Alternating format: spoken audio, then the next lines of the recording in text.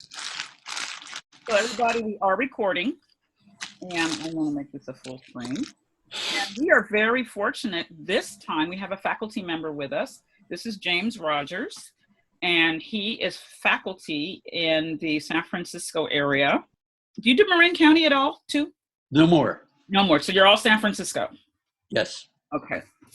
And we have online with us today, we have Grace, whom you had a chance to talk to. She's a Term 3 student. And for all of you online, Grace just started her 2-week takeover yesterday. This is Jacqueline Ortega. She is a Term 1A student, but I think you're working now, right?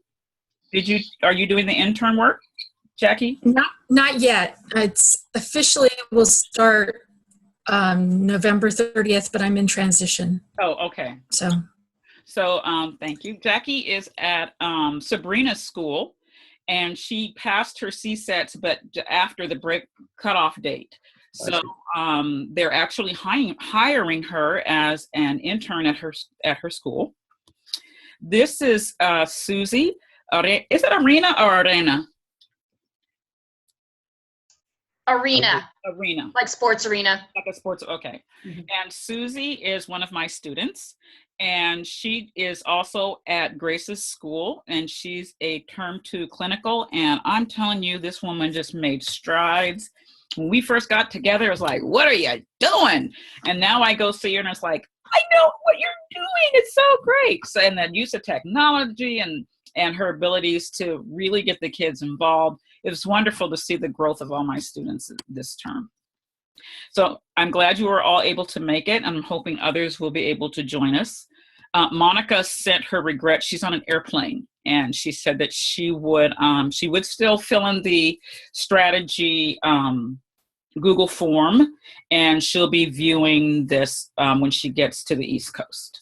So today we're doing something a little bit different in that I wanted to have you all bring to the table strategies that you've been able to use in your classrooms that work. And the Google form, is pretty much what we're going to talk about. Is what is it? When do you use it? How does it work? Why does it work? What grade level might it work in, and so on. But before we start that, I want to give you an abbreviated presentation that I did in Hawaii on game-based dynamics. And the reason I want to do that is, I'm always talking about the brain. I still encourage you all to get the book Brain Rules, because it really will help you understand what we do. Because our entire purpose as teachers is to teach the brain. We teach the human being, but the thing that makes it work is the thing inside that cranium. So we're always dealing with the brain, and we don't get enough information during pre-service to really help us understand how the brain works, how it functions, so that when we're doing something, we can actually pick up data from kids. When we're always saying, look at the kids, make sure you look at your audience when their eyes start to move in a direction or they start to get wiggly or things like that. Those are cues that the child, their body is manifesting based on what their brain is doing. So like a brain rule is, the brain can really only pay attention to one thing at a time. So as a teacher, when you have the kids working independently, and then you talk over them while they're working independently to say whatever it is you need to say. Oh, don't forget to go look at page 27 for the information for number 2. They're not listening to you because they're doing the work that they're doing. However, once they notice that your voice is in that background, their brains stop concentrating on the task at hand, and they actually kind of like have to come up and switch over and then pay attention to you. Half of what you said is gone, so they get the last part of it, and then they go like, oh, that's it? Okay. And then they have to, once again, get back down and switch back into the task at hand. they're losing concentration time. They're losing the opportunity to create the pathways in their brain and to practice the whatever the skill we might be trying to teach them in order to create multiple pathways in their brains for access. So I want to give you this today, and it will be in the live binder. You know, I put everything in the live binder so you have a chance to access it.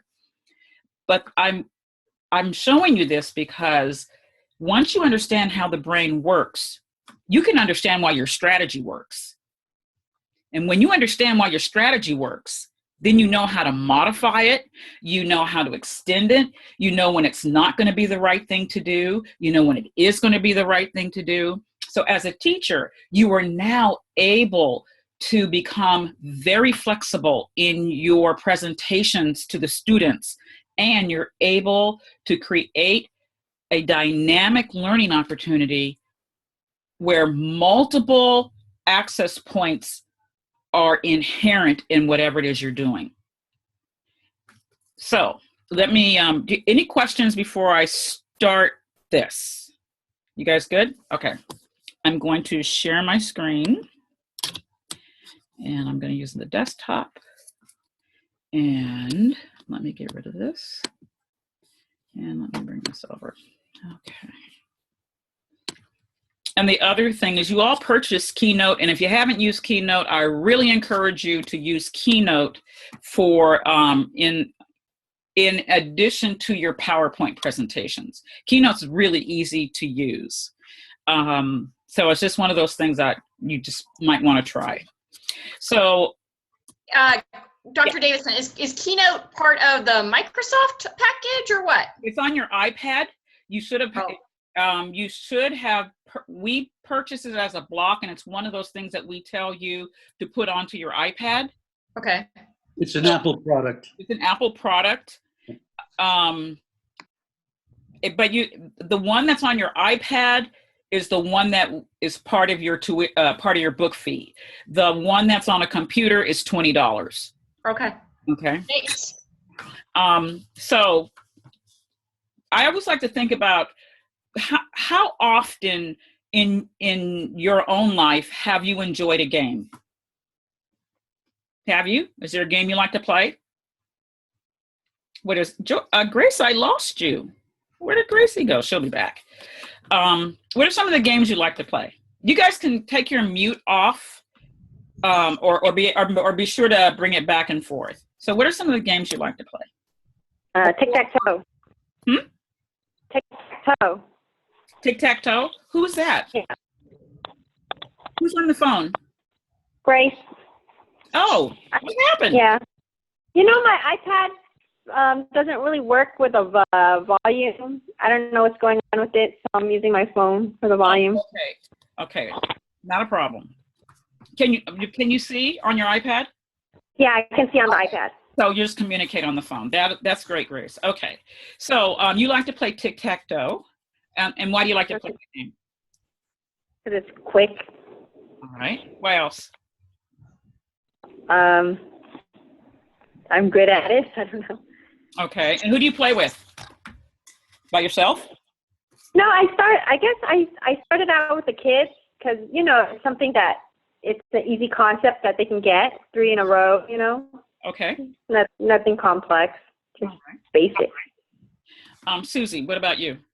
I like board games. I like strategy games like Monopoly, Risk, kind of old school games.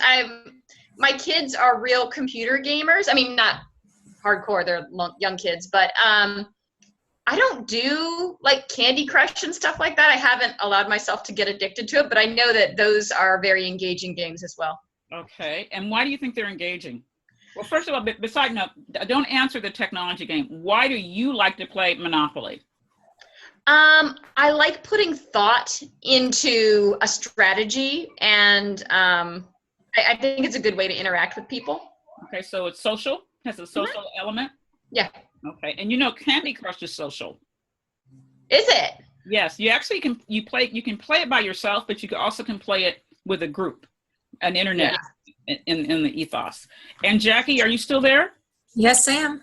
Okay, so what about you? What are your games? I play a lot on Pogo, which is the website, and I play a lot of different games on that. Most of them are puzzle related.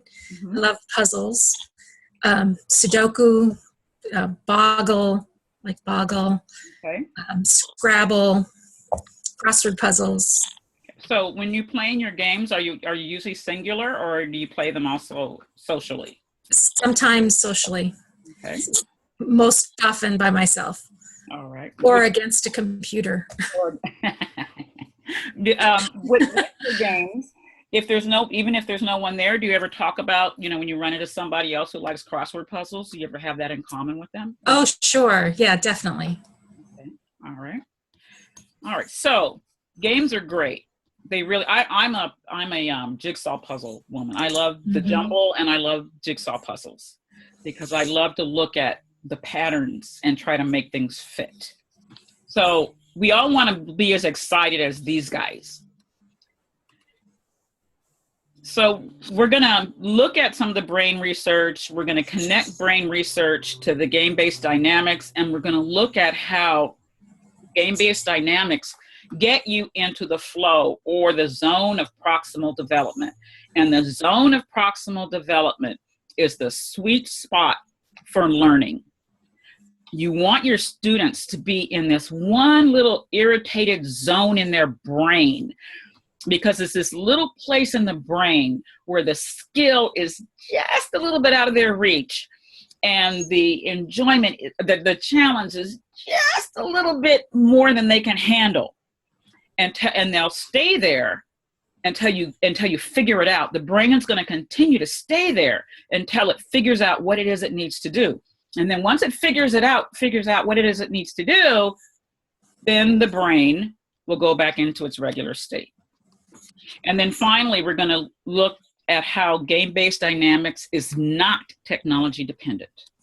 You do not have to have a computer of any sort in order to use the games. Okay, so we can't be effective unless we understand the brain. The brain likes two states. It wants to be in peace, and it wants to be social. Those are the two states a brain is always striving for. This goes back to what's called the lizard brain, which is the oldest part of the human brain.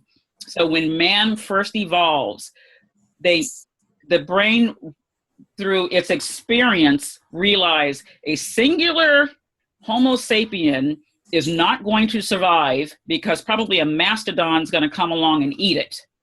So it needs to be with a group. And when it's with a group, it's safe. It feels at rest. So the brain always likes these two states. That when it's not doing anything else, that's where it's going to be. When you're at peace and you're meditating, you go at peace, you put your brain there. You may not be social at that time, but that's one of the states your brain likes to be in. So we're going to look at the brain, and we're going to see how it works.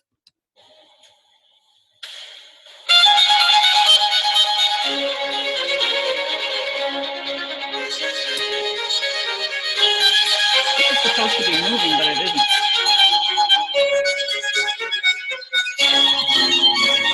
I don't know why it's not moving anymore.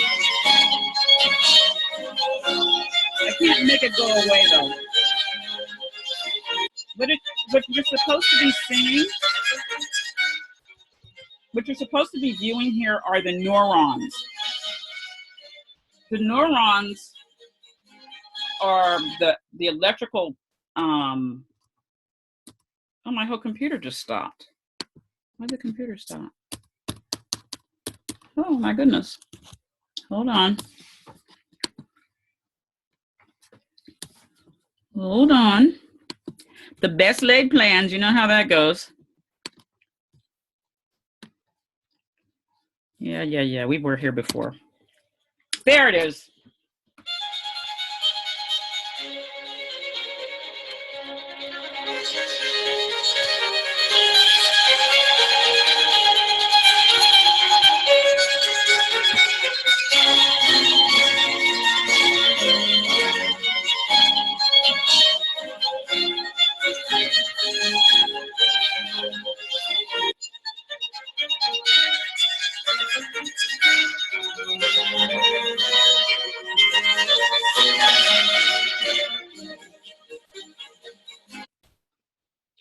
So you saw how those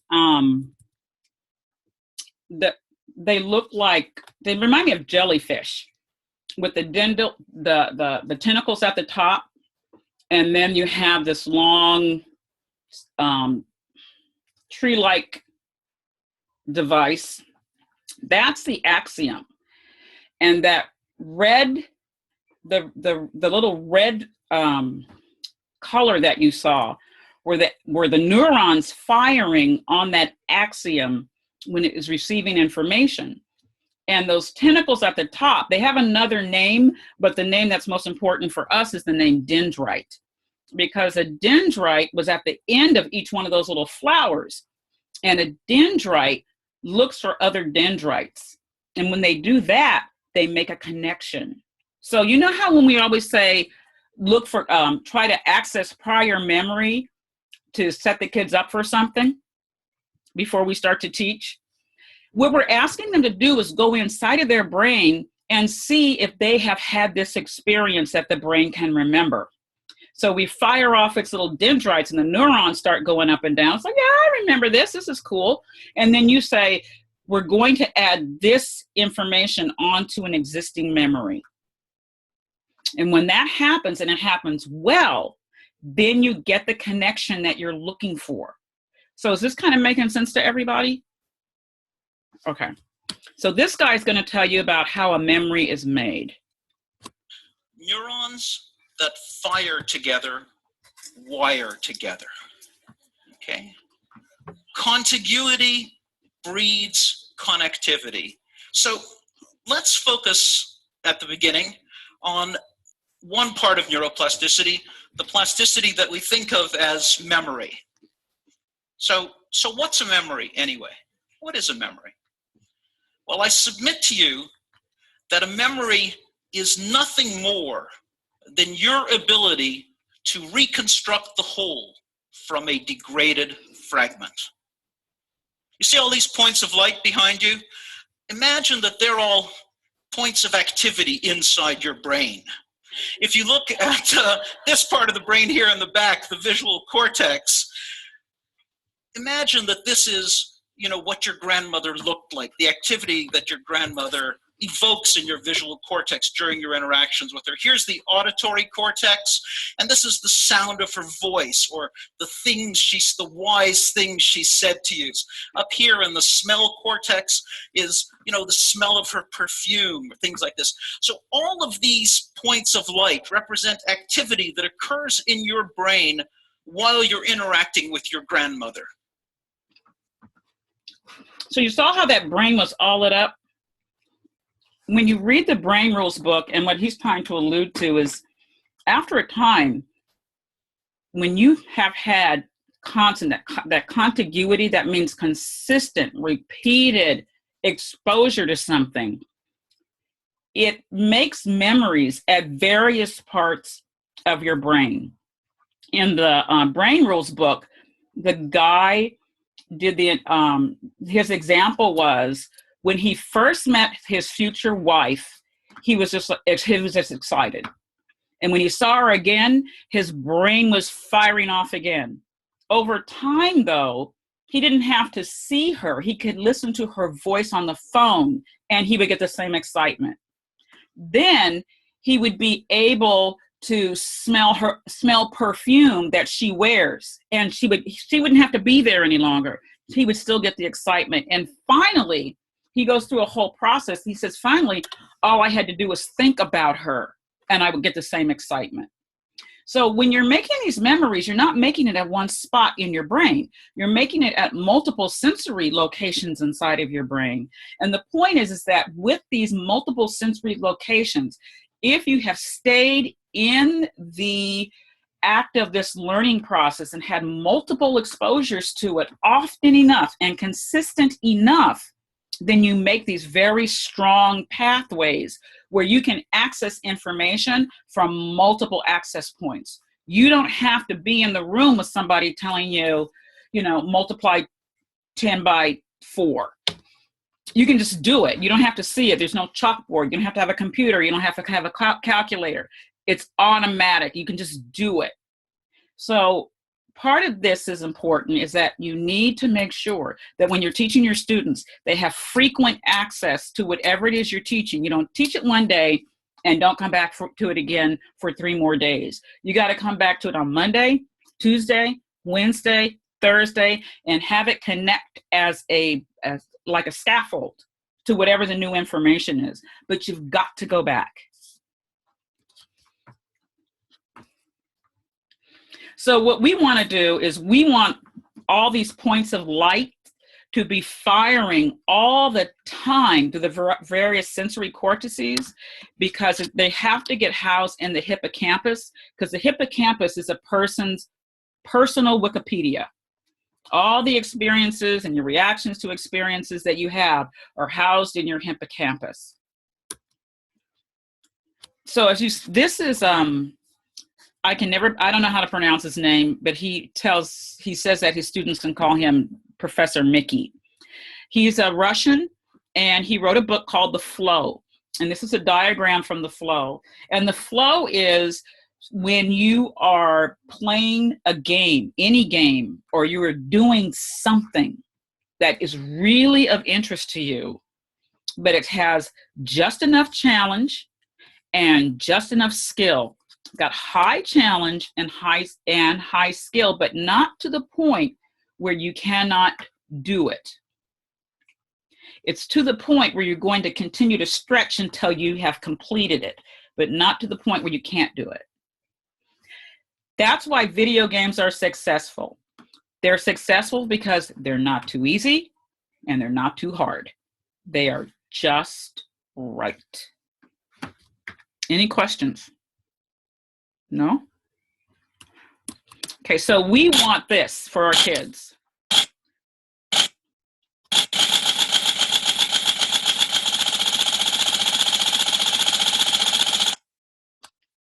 Well, I'm firing on all cylinders whenever we're teaching them.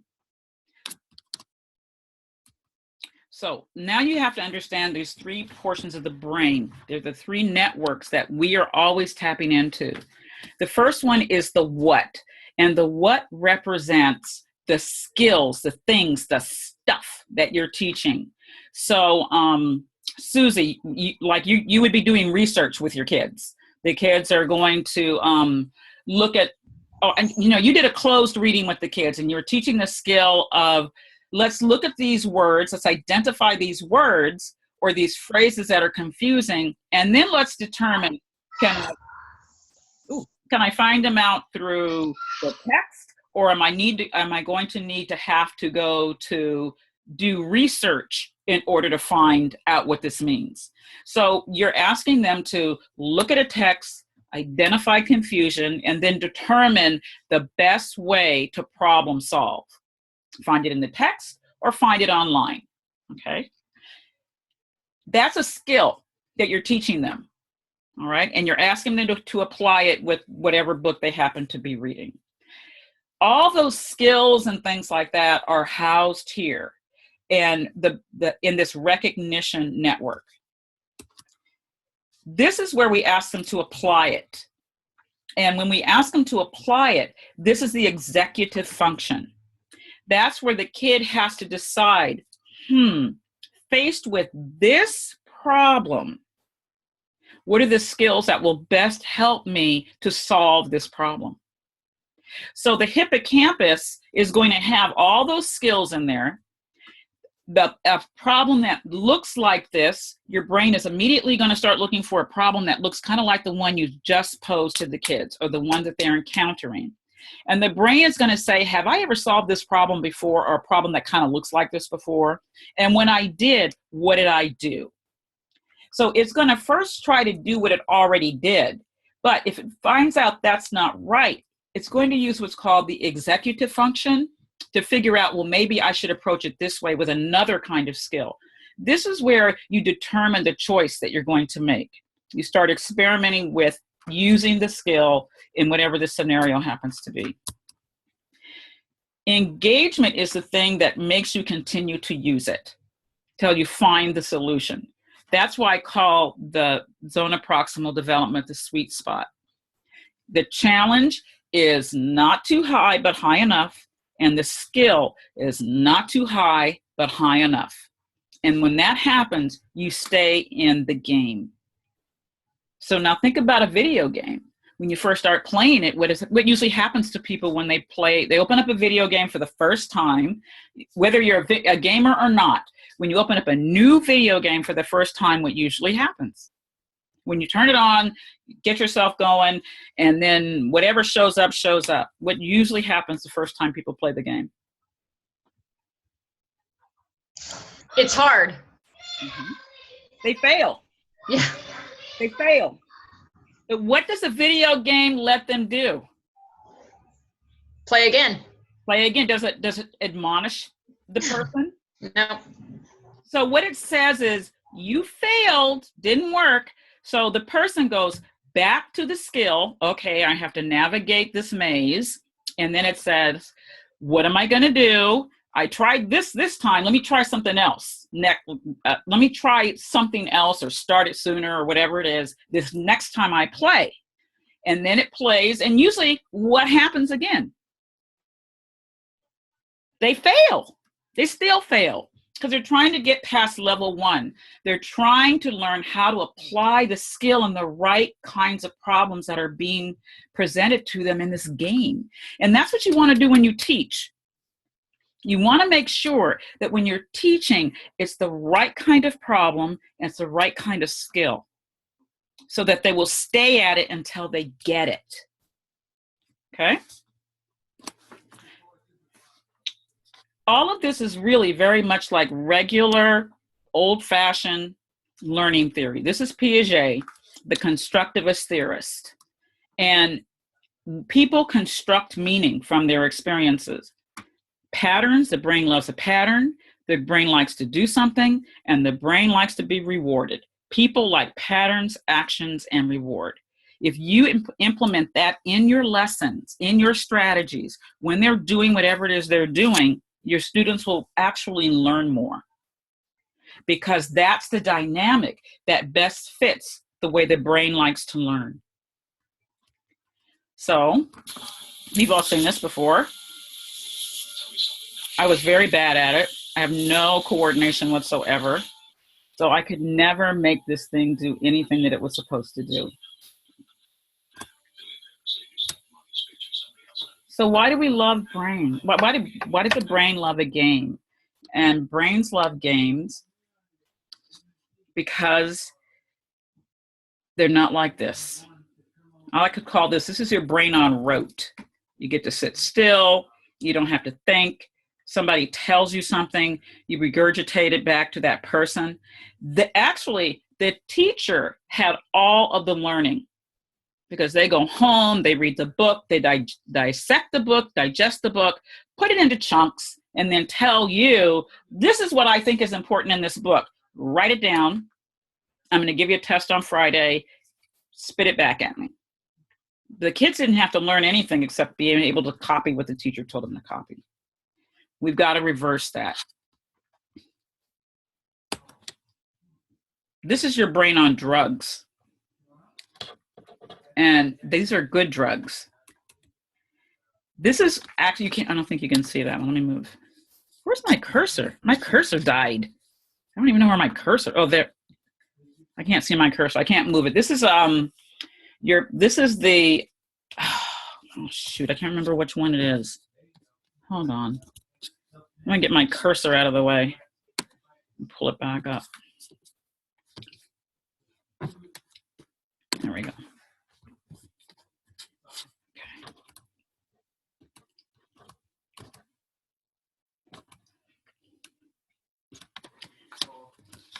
So this is adrenaline. This is the yikes factor. This is where excitement, it's like, ooh, we're getting ready to learn something. Ooh. That's what your kids want to feel when they're coming to your classroom.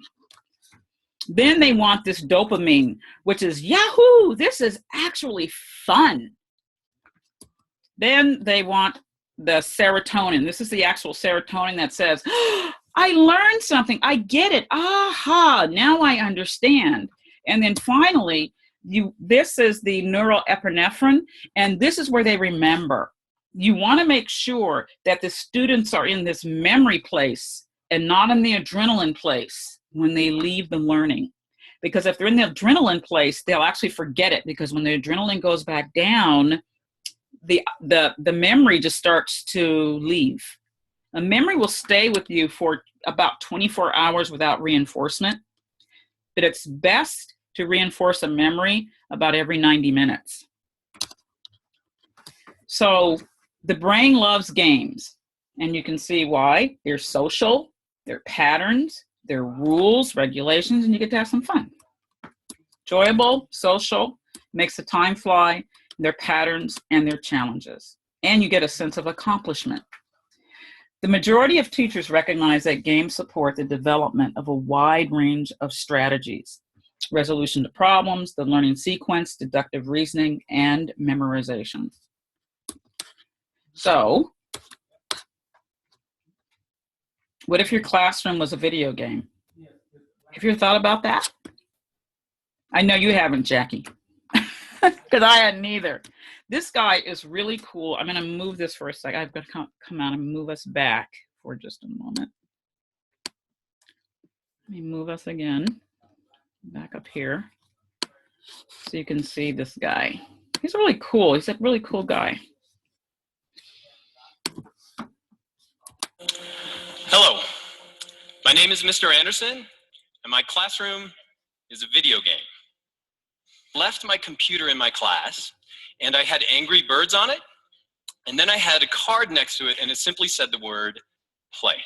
And then I walked away, but I wanted to see what would happen. And so I left the webcam on, and so I've got a little video of the kids as they come into class. And so would you like to see that? Yeah, as if you have an option. Yeah.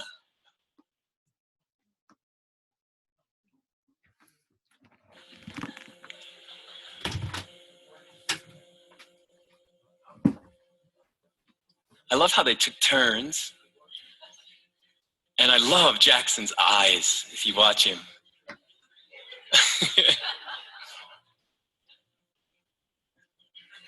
Yes, success. And so that look in his eyes, that look of learning and trying something new and failing and trying it again is something that we aspire to see in the eyes of our kids.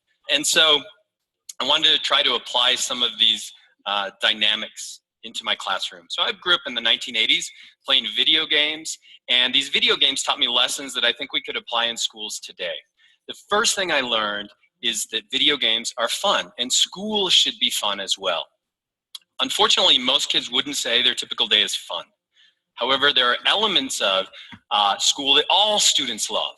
They love seeing their friends, and they love learning. Unfortunately, they spend most of the day just passively sitting in front, listening to a teacher lecture. So I think school should be fun. Second thing I learned is that failure is okay. If it takes you 80 times to clear the third elevator stage in Donkey Kong, that's okay. Failure is simply part of the learning process. However, in schools, we tend to stigmatize failure. You don't get to take a quiz over and over and over again until you finally pass it. So I think we need to send the message that failure is okay. The third thing I learned is the importance of leveling. This could be applied in schools in two ways. When a teacher decides to move at a specific pace, that's okay for some of the students in their class, but some of the students are automatically going to be bored, and some of the students are quickly going to be confused. And so I think that students should be able to move on their own pace through a mastery system where they master a level and then they can move on to the next one. They also should be able to level up, becoming more powerful as they learn new material in the class. I wanted to take the most compelling elements of gaming and then apply it in the classroom. This took a lot of work. And so I had to create a class. It's called Biohazard 5. It's got a narrator, it's got a narrative. All the kids come together there. I've created about 100 video podcasts that take them through the lecture. And so when they get that point, they can kind of learn. I have all these special activities. So in class, the kids can apply the material that we're learning in the real world. I have a bunch of inquiry labs. I've developed hundreds of questions, and I have a mastery system where the students can take quizzes over and over and over again until they finally get it. I have a leveling system. I also have a leaderboard. So they play with an avatar and they can see how they're doing in the class, how they're doing against everybody else. This is the most popular resource in the class. Kids are constantly logging in to see how they stack up. So I want to talk about this for a minute. What do you think about what this guy just said?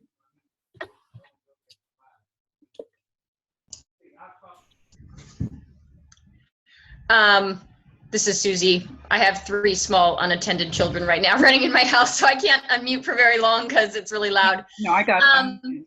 But I love that. The only concern that I have is how do you keep your really low kids engaged in something like this? When it's I kind of find that when something's really competitive, those that aren't good at it sort of aren't interested. And you do have those kids that are really interested and they thrive in this environment. But I don't know how do I make it fair for those that are kind of playing on a different level? Okay, I'm gonna hold that. Yep. If somebody wants to respond to that, please do so. I don't want to be the sage on the stage. You guys are very smart people. So, anybody have a comment or anything? You guys are really going to do this to me, aren't you? I can wait. I can wait. Somebody say something. No? Okay. Susie, the idea here, remember when you talked about leveling up? What he's really leveling in video parlance is differentiation. Okay, so we both get, to use a game, just to start, we both get Donkey Kong on the same day. I have terrible eye-hand coordination and you have great eye-hand coordination. We get to play it for 3 hours. At the end of 3 hours, I may, if I'm really, really, really, really, really lucky, have completed level 1. You, however, may be at level 3. Does that make me want to stop playing the game because you are at a different level than I am? No, it doesn't. I still want to play Donkey Kong because I like Donkey Kong. I like what a game does. I like the way it makes me feel. I like the way that it allows me to fail, but it doesn't punish me. It just says, let's try it again. And then when I do get to where I need to be, I like the fact that I get a reward, which is, woo, sometimes it'll give you rewards you don't even expect. And then I know I get to now move to level 2 because I've totally mastered all the skills necessary in level 1. In a classroom environment, you have some kids that, I'm just going to use 3 groups of kids. In a classroom environment, you can have 7 groups of kids. Now, I'm going to use 3 levels of children. The children that are below grade level, the children that are at grade level, and the children that are above grade level. When you are constructing your class like a video game, or when you are using game dynamics in your class, what you do is you create your classroom so that the kids who were at the lower level do not get bypassed by you moving at the top range. The kids at the top range don't get bored because you are trying to bring the kids at the lower range up to the middle. And the kids at the middle range don't feel slighted one way or the other because you're not trying to teach the bottom or teach the top. What you're actually doing is you're teaching at all 3 levels simultaneously. And the only way, there is only one way you can do this, is there has to be more than one of you. You have to clone yourself. And the only way you will be able to clone yourself is through the use of technology and the use of centers. Jacqueline, you are in the very best place possible because that's how Sabrina teaches. She teaches everything, almost everything through centers. Right. So when you're at a center, the center could have 3 levels of work in it.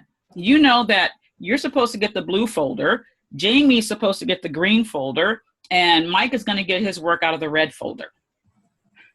The center is where you practice what you've learned. So you've had an opportunity for the kids to differentiate in the centers, which then gives you the opportunity to pull the kids in the 3 groups in order for you to meet with them as a group or one-on-one. When you're teaching whole class, it's okay to teach whole class and say, this is how you write an essay, because you threw out the largest net possible.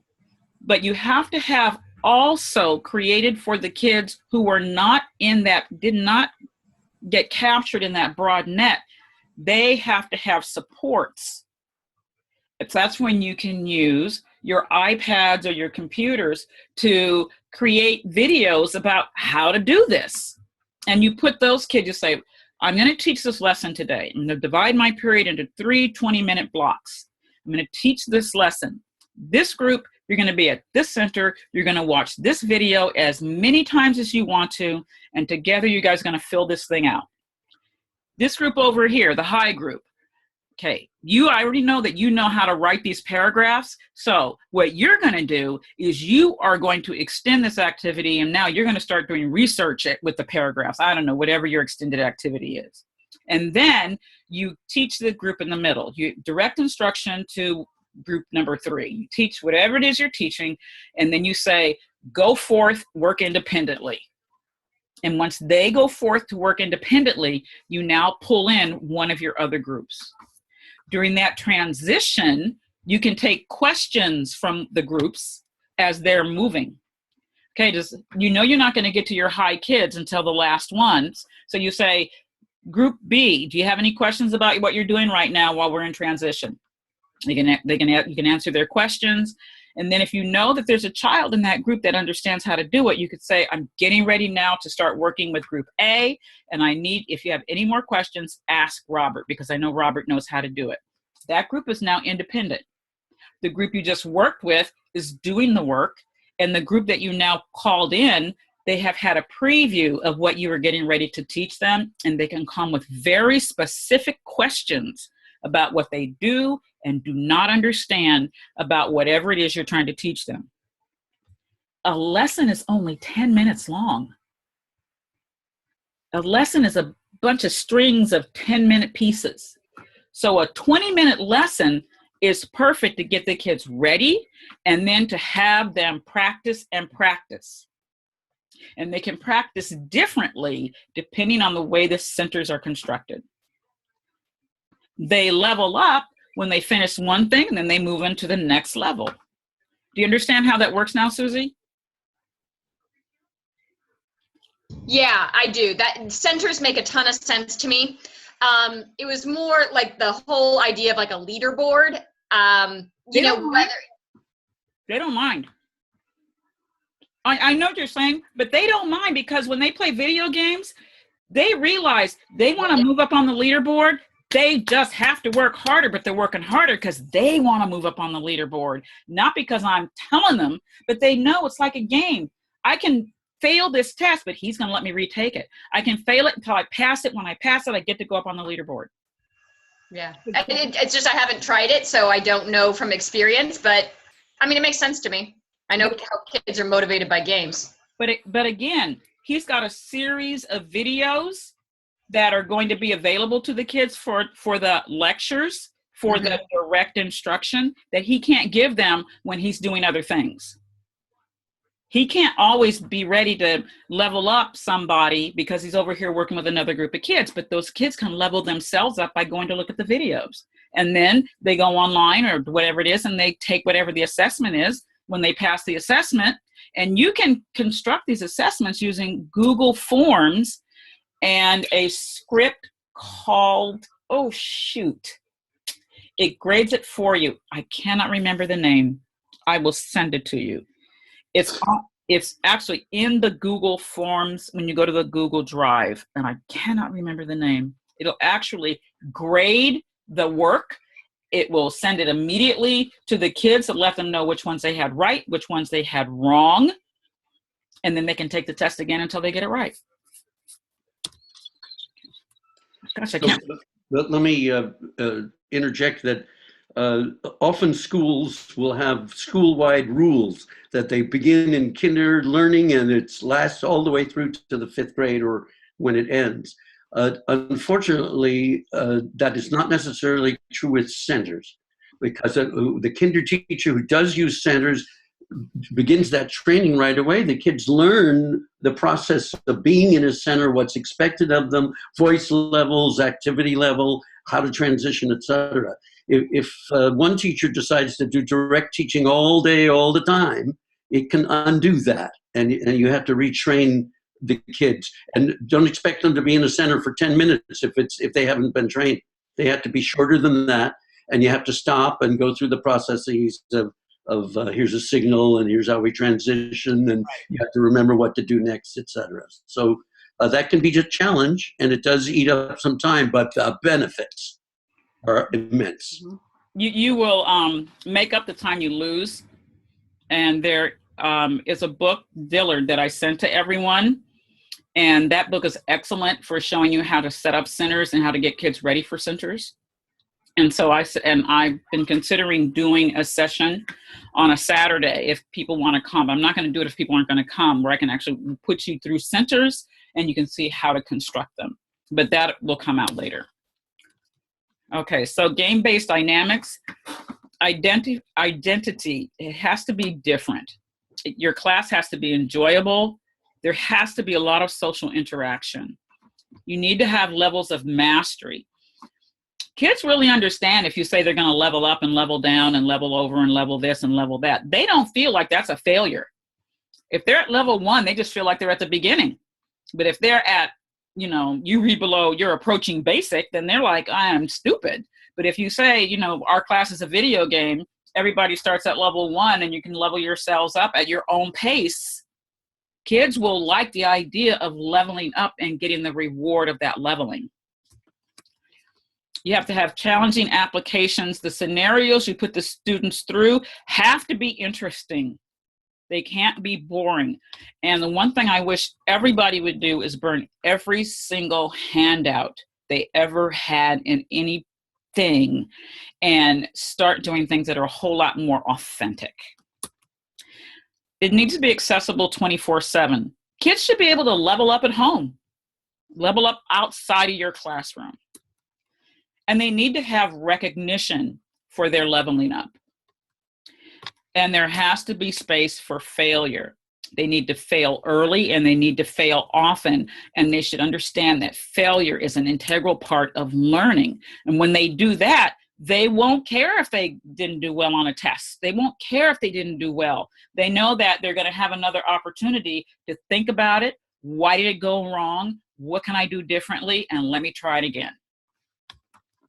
So you want your classroom to be fierce. So things you can do, like you don't have enough to do. You have to think big, but you have to start small. If you go to Anderson's website, to the YouTube for Anderson, what he will tell you is this: do not attempt to do this during the school year. Don't go away for Christmas and come back and have your classroom be a game, because it won't work. The kids aren't ready, it won't work. Number 2, he did it in the summertime. It took incredible work and dedication on his part. But what I like is he talks about what didn't work. He did not anticipate the literacy issue that he was going to encounter with the kids when they were doing their independent leveling. Many of them couldn't access the things he needed them to access. So he has to now go back and rethink about, how do I make that available to them? How do I go about making the literacy more available to them? And there are a couple of other things that he talked about. But this is a summer project if you're going to make your class a video game. But you can start small by just implementing some of these dynamics in your classroom. So, appointment dynamics. Just like you guys are here getting this right now, you can have things go on in your classroom and say, I'm going to be at my at my Google, what's it called? Google Meet, whatever the thing is. I'm going to be there at 6 o'clock tonight. I'm going to give additional information on how to complete this project. If you just want to get that information, just meet me at 10 o'clock. You all know how to do it. I'm sorry, what happened? Oh. And the kids will show up.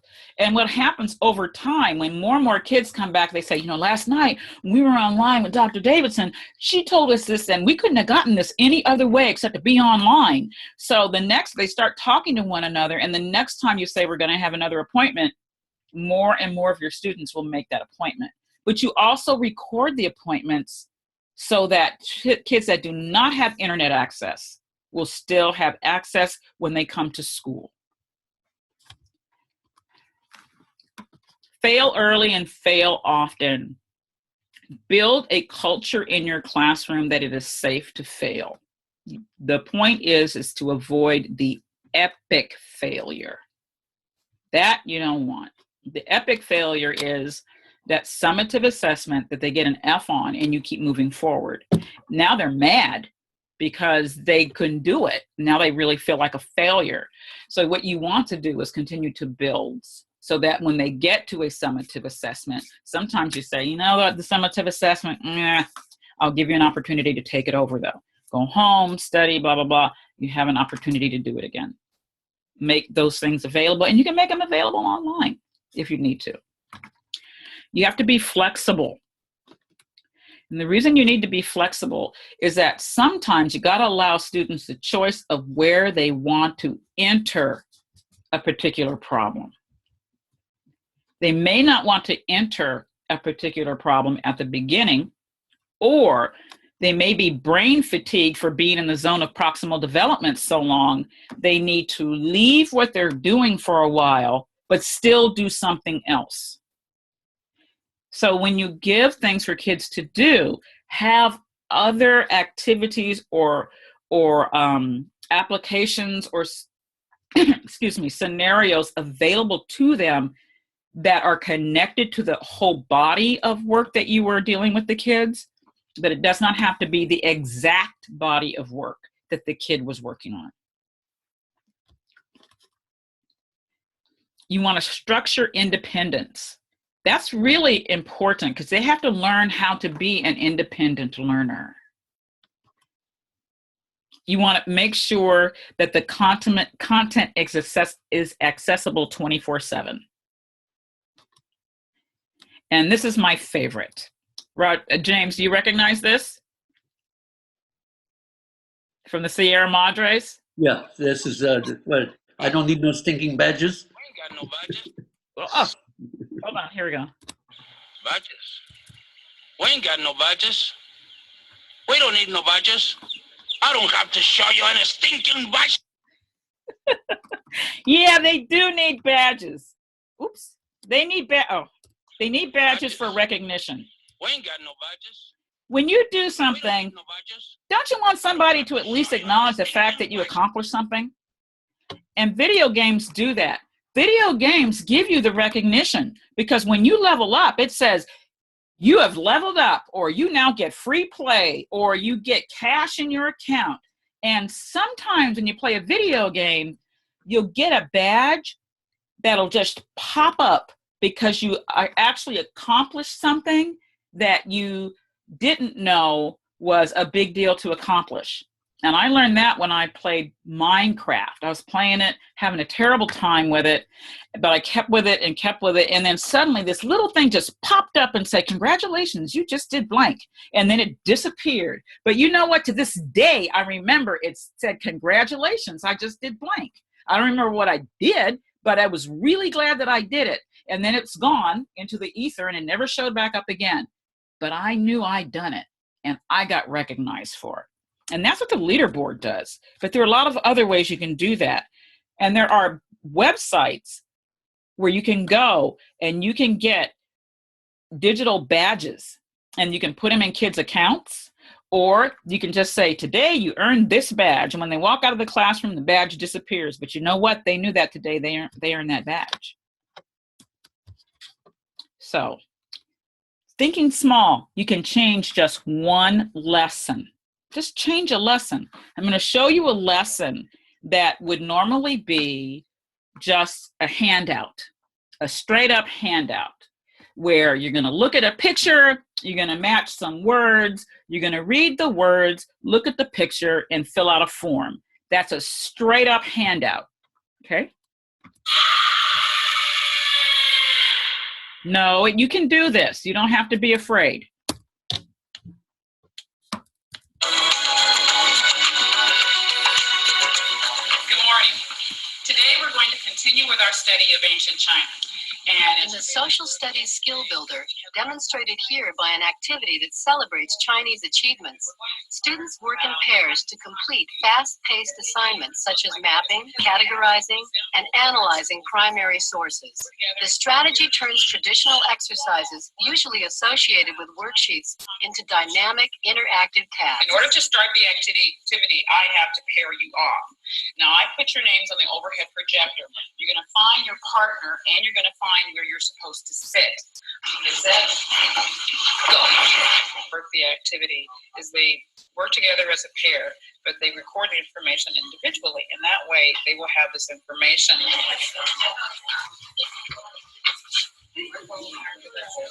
This pole iron? No.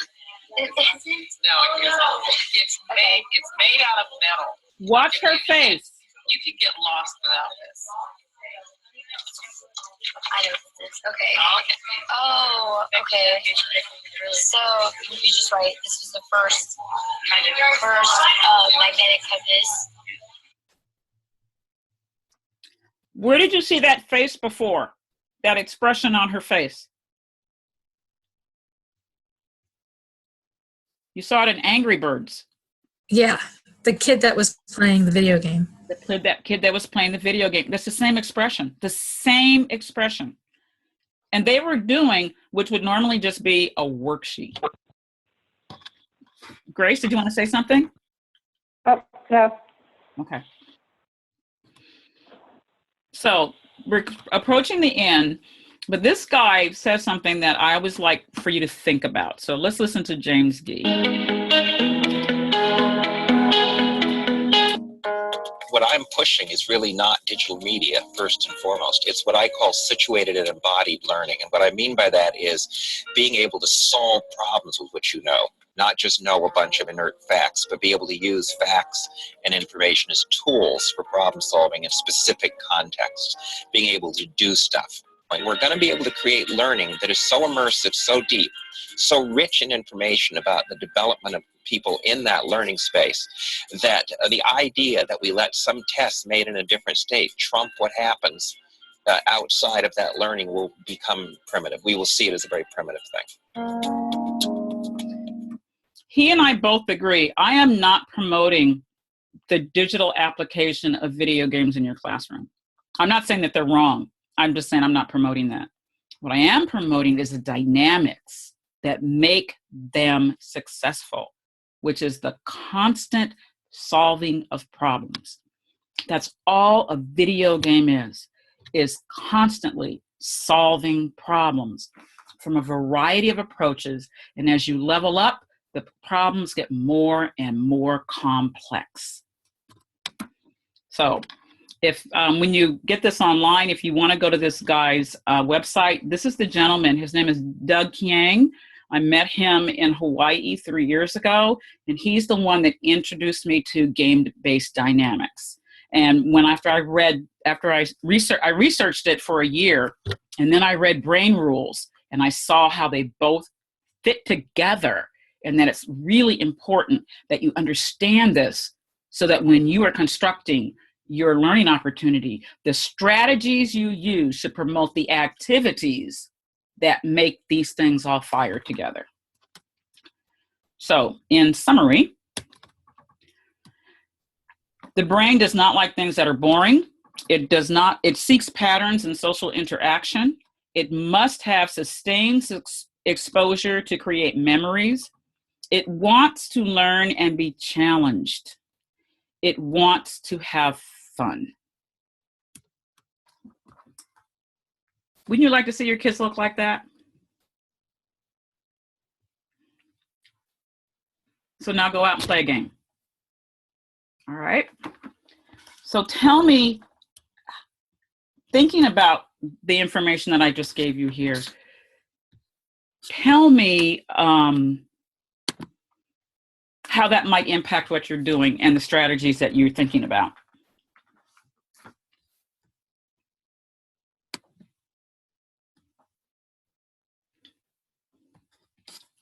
So, Connie, this is Christy. Oh, hi, Christy. I'm over here in the dark. It's funny that this particular lesson with you came up tonight, because one of the things that we've been using in the classroom the last, week and a half is we actually got our computers to start working, which has been wonderful. And we got to start using a combination of Success Maker and Raz Kids. And I don't know if you have been on Raz Kids or not. Oh, we use it. Yes, we have. So I absolutely love the dynamic that Raz Kids creates with the students, because once they've read a book, they listen to the book, they read the book themselves, and then they do the quiz. And when they get the quiz, they earn stars. And those stars can at some point be kind of traded to help them build a robot or a spaceship. But when they're being awarded the stars, the whole screen kind of fills up with like the twinkling kind of stars. And it's interesting that the look that we just saw on the Angry Birds students and the students from your classroom is exactly what I see when the kids get all of their twinkling stars with Raz Kids. They really love the acknowledgement and those stars. That it's that whole reward, that leveling up, that you've accomplished something. The brain says, yes, they get the pump of the serotonins and the endorphins, and all those things are there, the good drugs for the brain, the ones that we make inside ourselves. And then they're ready and they want more stars. They'll come back and say, I want to read another book. Can I read books at home? Can I access this at home? Can I go, because I want to get more and more and more and more stars. And you're not telling them, I want you to read this at home. They want to read it at home. That's exactly what we're finding, is they are now asking if they can, we've got several of them that are asking if they can do it at home. Because it's so enjoyable. It does exactly what the brain likes. So looking at your practices that you have, where do you see you doing this, or where might you beef this up? That's my little baby. Sorry, is it okay? Christy, am I interrupting you? No, go ahead, Susie. I sort of been in and out of this a little bit, but I'll review the PowerPoint and stuff that's in the live binder. But I like the idea of doing it a little at a time. Talk to each other. I have to go answer the front door. All right. I could see myself doing this just for math for, let's say, 6 months, and see how that works, rather than transforming your whole class and rethinking your entire practice. Just implementing it in like either math or a social studies segment. And to me, math makes sense because it's very quantitative. I would love to be able to do that. And that's the way it should be. You implement it in small steps. You need to keep your own comfort level. You as an adult, we experience the same learning curve and feelings of success. If something's too hard, we have a tendency to put it aside. So the 95% rule, which applies to reading, that is, they need to choose a book that is 95% decodable and they're fluent with, and then they stretch 5%, applies to you too. So implement that portion of centers that meets your comfort level at that time. As you meet with success, you begin to expand. That, by the way, is an encapsulation of the first 3 years of a new teacher. You're doing that all the time. The brain works the same way regardless how old you are. That's how the brain works. The brain, some people are wired differently. Like if you watch The Big Bang Theory, no one is wired like Sheldon. Sheldon is absolutely crazy. but he's got a brain that still functions basically the way everybody else's brain functions. The brain doesn't know if you're doing it or if you visualized it.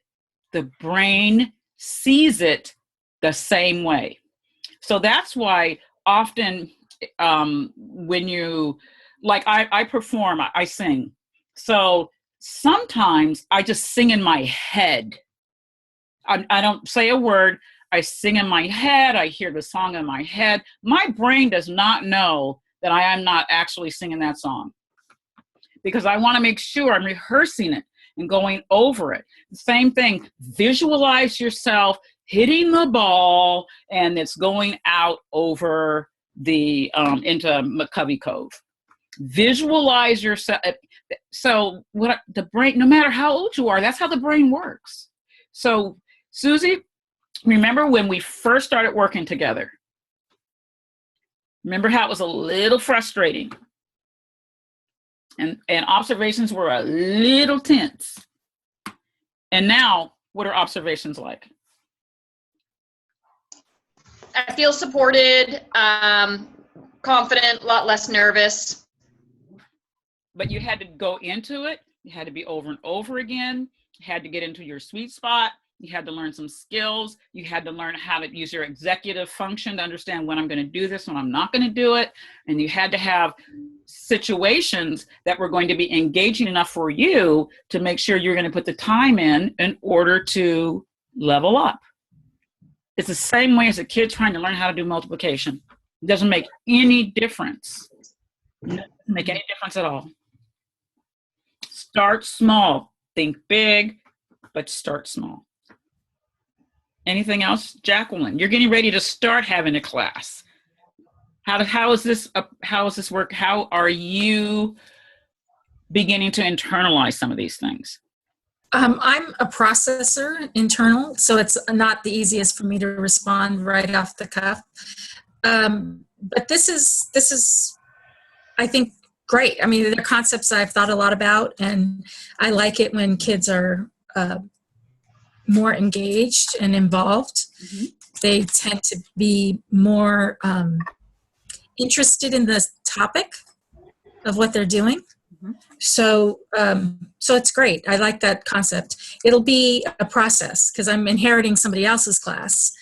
And so it'll be, but some of these components I think might redirect them. Today was the first time I got to see the class. They don't know I'm taking over, but I got to sit in the corner and watch them. And I can see how some of these dynamics might help create some structure to their energy. All right. And Grace, I've seen you use this. Grace is kindergarten. And so this whole game dynamic is something that is almost inherent in what you do as a regular practice. Well, because they have the smart board and they like the interaction, so you can just create a game on that or something, some activity. And it's interesting because they do the same thing with these words, not words, but the letters, because the kindergarten, they were doing V yesterday. But I also saw them do like B, as in bee, the bee that buzzes. And you can see them do the same thing with F. And that's a pattern that they understand, but they still like being able to go up and touch the board and use the marker and do those things because they know how to do it as well. So this sounds like, yeah, why'd you do this? Because this is actually strategic. You want to think about the strategies. Remember, you decide the strategy. That's the teacher's choice. To teach this, I'm going to do it this way. To teach math, I'm going to do manipulatives. To teach fractions, I think I'll bring in a pizza. To teach sorting, I think I'll use jelly beans. I think I'll use apples. I think I'll use whatever it is. You decide the strategy. When the kids do it, it's the activity. You pick this strategy because you expect a particular kind of result. The flexibility comes in is when you pick the strategy and the kids decide that day this activity isn't working for them. That's when you have to pick a new strategy right there on the spot. But if you know where you're going, it won't be that hard to do. Okay, so now you all were asked to bring a strategy. We have a few more minutes, so I'm going to give you guys, because you're going to fill out the strategy in depth on the Google form that everyone received. So make sure you write that in, because that's how you get credit for the class, is writing that in. But tell us a little bit about the strategy that you brought today. And try, let me see. Oh, we have about 3 or 4 minutes each. Oh, please, start talking, somebody. I'm not going to call you by name. You guys are big people.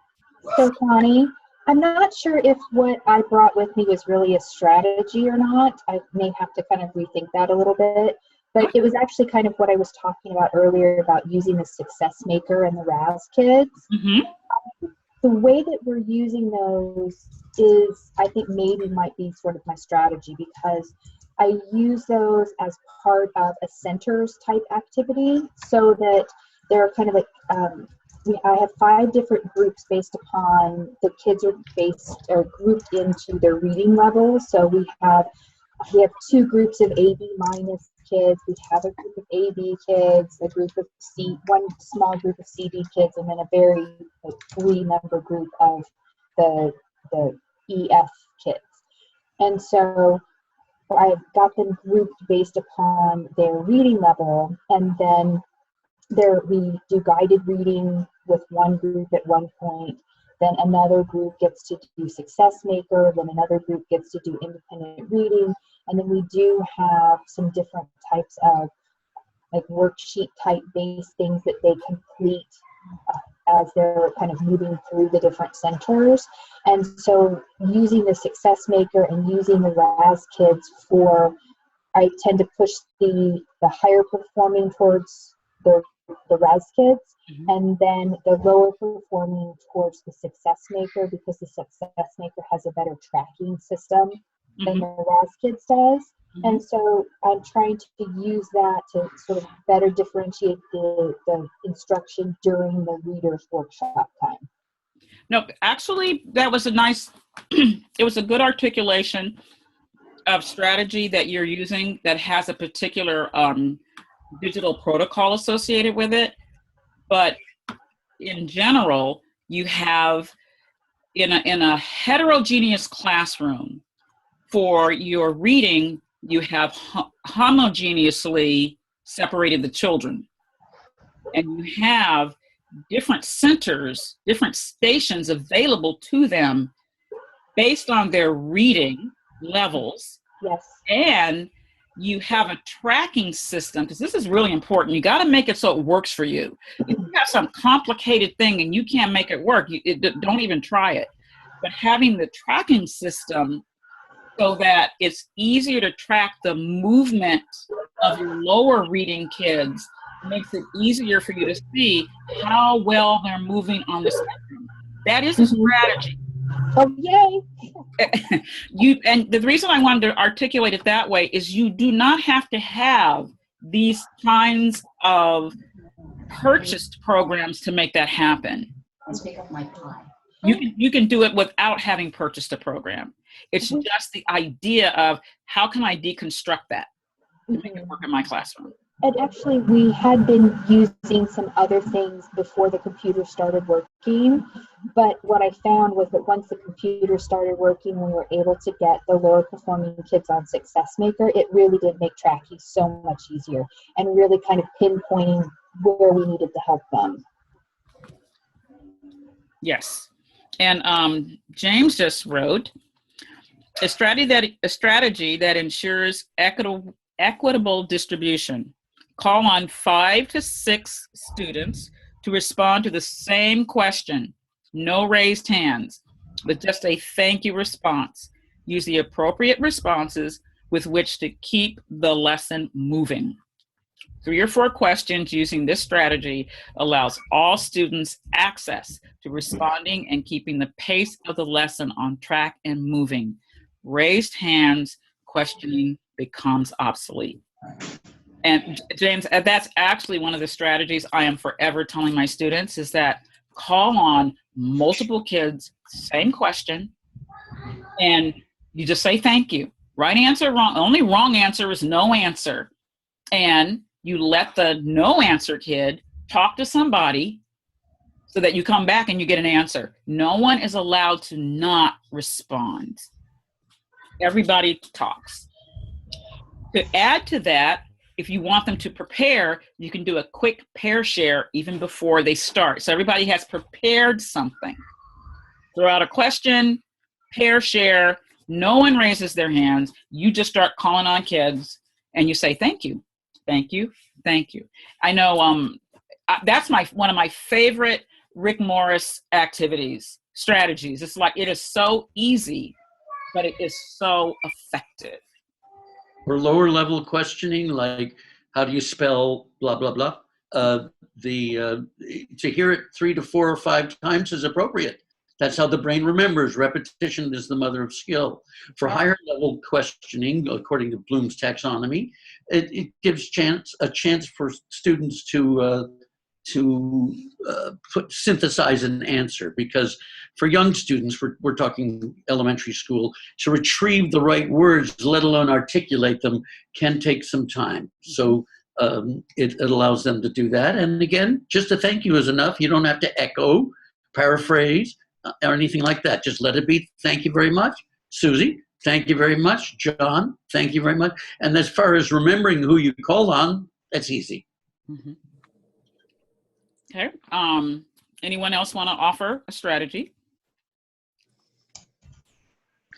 Not positive mine's a strategy either, but I've been doing a program the last few days. Most of us, I think, are in Alameda, and it's a literacy program called Inquiry by Design that the AUSD subscribes to, and I know that all of you guys can use it. It is so great. We are getting such rich discussion. It's not exactly, you could implement centers in it, but I think the reason why it's successful with high and low kids is because we have such thorough and rich discussion about little pieces that even the lower kids are really able to fully participate in the discussion. So it's really been fruitful, and I'm enjoying it a lot. And I know that it's available for the lower grades as well as upper grades. So what are some of the ways that you could construct the discussion? Like James said, call on a bunch of people at once. And I started doing that today. Before I used like a random name chooser on the smart board. Well, I changed it today and I organized the name chooser by table groups so that I have 6 people answering the same question to their table group at the same time. Ah. So that it's just, I'm not choosing one person at a time. It chooses the names by table group. And so everyone's answering the same question. So that worked out great. And Grace, this is what I told you about the other day. So you want to ask Susie about the random name generator on the smart board. So Susie's I told her about your random name generator. So if Grace comes over and asks you how to make that work, please tell her how to make it work. Okay. Jacqueline, what about you? Take your mute off. Take your mute off. Yeah, I hit the wrong button. I had a hard time coming up with something, identifying it as a strategy, because I haven't been doing as much lesson planning as other people. But one of the things that I did with a read-along book where it was nonfiction is I picked a book that was middle level for the class, and so that it all could relate to it was from among their own library, which some of them had read, and we just took a chapter of that book. So it's taking a piece and then asking the question and asking the same question again and again, going through that process. So I don't know if that's a strategy or not, and using a document camera to project the words up on the wall so that they can all read along as we're going through, but stopping after each point, after each paragraph and talking about each one. So I don't know if that's a strategy. Actually, that's a wonderful strategy. But it worked. There are two things in your strategy. First is you're taking a small piece and you're chunking it. Mm-hmm. A chunk, well chewed, is better than a cake that's whole swallowed, because the chunk got massaged, it was repeated, it was simple, it was condensed, it was in a smaller period of time for the brain to begin to start making these pathways. Okay, I think I might understand this. And then you take just another little piece the next time, and they'll go like, oh yeah. And those, I call them ruts. You want the brain to be really rutted. You want great big gaping ruts in the brain for certain kinds of memories, because those are the things they're going to use all the time. The other thing you did, and I see teachers do not do it often enough, and I see the document cameras in their rooms, I'm like, why aren't you doing that? If you're going to have the kids read, even if they have the book, project on the screen. The bigger, the better. The brain likes big. So that whole thing about visual trumps everything, that is true. But if the visual's too small, it doesn't trump anything, because the brain's not going to receive it as a real visual. You need to have the picture be as large as possible. And remember, they're not remembering the word, the letters of the word. They're remembering the whole word. Mm-hmm. So that they can see it, that also helps with the modalities you have in your classroom, but that brain is able to access and remember better. So use your document cameras, ladies and gentlemen. If you have a handout and you're going like this, okay, when you get this handout, no. Put it under the document reader and then bam, put it up so they can see it and talk about it up there. But if it's, Dr. Davidson, if it's a read aloud and I'm reading it to them to ensure that they're accessing the content, should I also be showing them the words and having them read it? Because is that two things that the brain can't do at the same time, listening and reading? No, the brain can listen.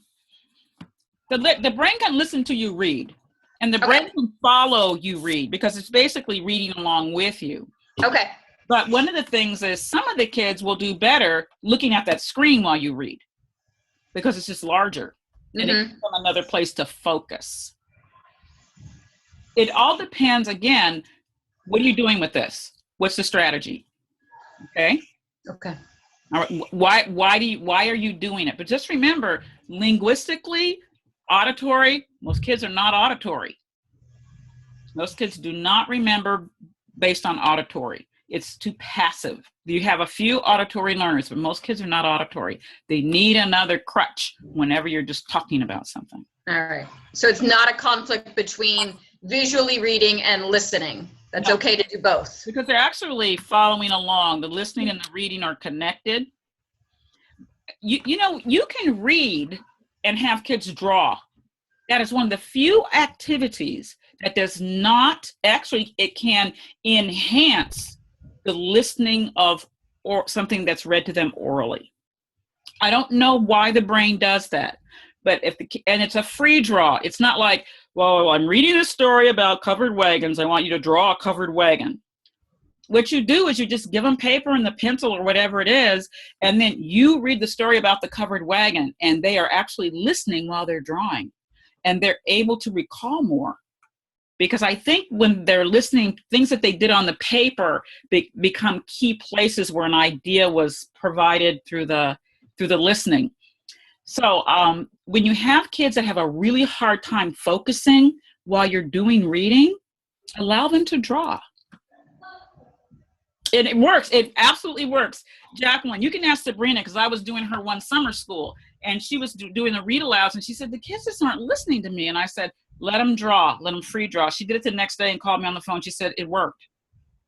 The kids started listening, and they started remembering, and it just works. So that's one of the few. That's one of the ways that, like, when people say, don't write anything, listen, that really doesn't work, because some people, that's how they learn, is through the process of hearing and writing. Other people learn only by listening. It's just different processing. Visual helps with the listening and the focus. It's very complicated. You make as many access points as possible. You can listen, then go ahead and listen. You need to see something, there it is, it's nice and big. You need to read along with your fingers, then you go ahead and do that. You need to draw, then you do that. You provide multiple access points because we're all so different. Hi, sweetheart, you can go ahead and wave at me. Hi. So Anthony, do you have a strategy? Yeah, this is something that you told me that I really has changed the way I interact with the classroom, and it's increasing student talk over teacher talk. And one thing that it works really well with is if I'm kind of talking to the class and I notice that they're kind of starting to chat with each other and interrupt them, instead of me saying, shh, listen up, I'll say, oh, they must want to talk. So I'll put it back on them and I'll say, okay, tell your partner, maybe I'm talking about like dogs or something. They all start wanting to talk. And I'm like, well, they want to talk about dogs. And this is relative to the topic we're learning. So tell your partner, what kind of dogs you know about that. And they'll start talking. Then I'll bring it back. And by letting them do that, they've got it out and they kind of are more engaged now and everyone's on the same page. So now they're ready to move on to the next thing. So I really like that idea. Good. Devise strategies that allow for more student talk over teacher talk. Mm-hmm. Quick strategies. Most of your classrooms do not have this. You need to start doing it. You need word walls. You need word walls. You need word walls for the words that they have to know by the end of the year, just because they're in third grade. And you need word walls that are specific to content. And the reason you need these word walls is because the kids have to start using these words when they discuss stuff in the class. So I saw a class today, and there was nothing wrong with what this teacher did, but I had to point out the fact that the academic discussion is essential. And they can't do an academic discussion unless we first let them see and have access to the words until it becomes a pattern, until it is really set in their brain, till they've heard it. They need to hear them all the time so that when we're talking to the kids, we have to use the words too.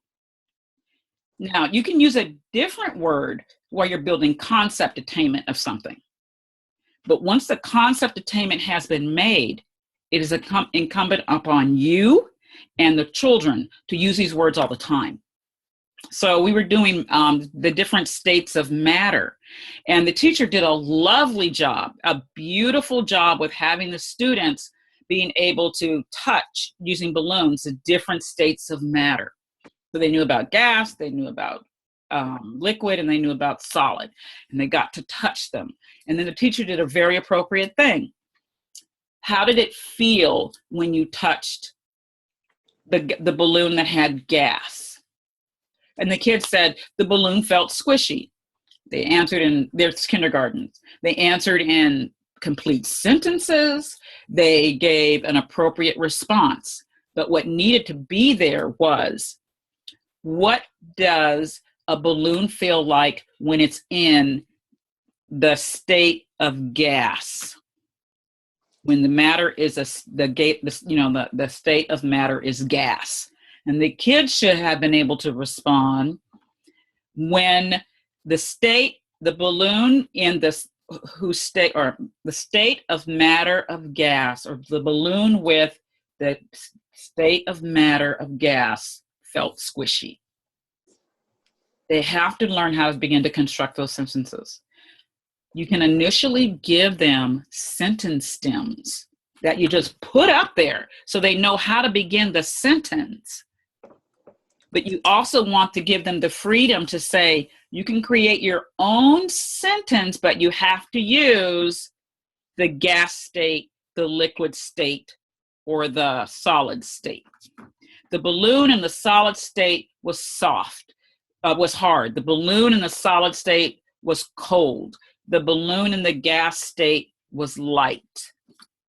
So that they have an opportunity to begin to use those words.